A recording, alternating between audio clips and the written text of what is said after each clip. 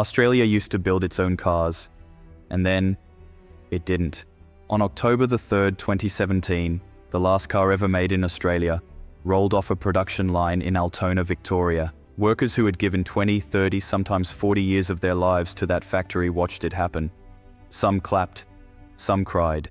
To truly understand what was lost, you first need to understand what was built.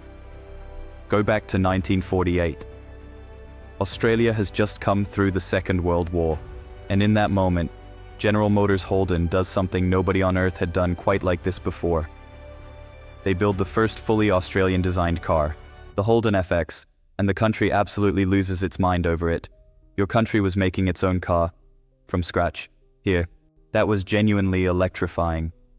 From that moment, Australian car culture exploded.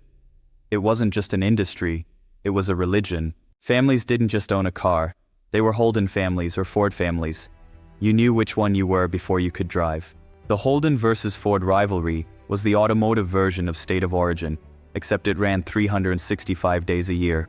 And if you married someone from the other side, well, that was a conversation. At the height of the industry, over 60,000 Australians worked directly in car manufacturing. It was the heartbeat of the economy. Toyota's Altona plant was one of the most efficient car manufacturing facilities in the entire Asia-Pacific region. They were building Camrys and Orions and exporting them to the Middle East, to the United States, across the Pacific. When you include suppliers and logistics, the number supporting the industry was closer to 200,000 people. Entire communities were built around these plants. Geelong, Elizabeth, Altona, these were car towns. The factory was the heartbeat.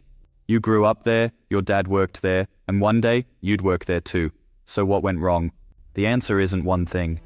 It was three forces, hitting at the same time, that the industry simply couldn't survive. The first one is the one nobody wants to talk about honestly, mathematical reality. In the early 2000s, it cost $3,500 more to manufacture a car in Australia than in Thailand. Just because it was made here. Because an Australian worker needs to pay Australian rent and groceries. The market doesn't care about living costs. It cares about the price on the sticker. For decades, the government stepped in. More than $30 billion in subsidies. An enormous number. But was it worth it? In 2013, a new government decided their answer was no. They sent a clear signal. No more blank checks. Ford left, Holden followed. Toyota held on longer, but in 2014, they announced it too would close. Gone. Within 4 years. But blaming the government is too easy. A modern factory in Thailand could undercut Australian costs significantly. Every single one. Australia is a small market. 1.2 million cars a year is a rounding error compared to China at 20 million, or the US at 15 million. Germany builds cars the world will pay a premium for. But Australia was building the Camry. Reliable, but not uniquely Australian. When Toyota switched off the lights at Altona, 2,500 people lost their jobs in one day. But that's just the headline number. For every direct job lost, another 3 to 5 disappear in the surrounding economy.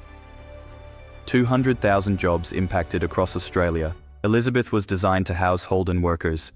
When it left, unemployment hit levels that looked like a recession zone. October 3rd, 2017. One man, who had worked here for 38 years, stands alone at the end of the line. The machines go quiet. It was over. Australia is the only developed nation on Earth that manufactures zero cars. But there is something in this story that most people miss. Was any of this avoidable? The government said no. The workers pointed to Germany and Korea, who invested in transition. Australia sits on top of some of the largest deposits of lithium and cobalt on the planet, the materials needed for the next revolution. Australian lithium is inside Tesla batteries right now. Cobalt is in EVs rolling off lines in Germany and China. Countries that kept their manufacturing alive are now building the future using raw materials dug out of Australian soil. We sell raw lithium for $1 a kilogram. The countries that process it sell it back for 150. Australia is the quarry, not the factory. If we had retooled these factories and reskilled these workers, where would Australia be right now? The workers of Altona and Elizabeth weren't just building cars. They were proof that Australia could build things. World-class things. The end of that era was inevitable or not. It ended. And the country is still deciding what it means. Australia used to build its own cars. It is sitting on the materials to build the next generation. The only question left is the will to do it. That's the story. Was closing these factories the right call? Or did Australia make a historic mistake it's still paying for? Drop your answer in the comments. If this video made you think, hit that thumbs up. This is only in Australia. And I'll see you in the next one.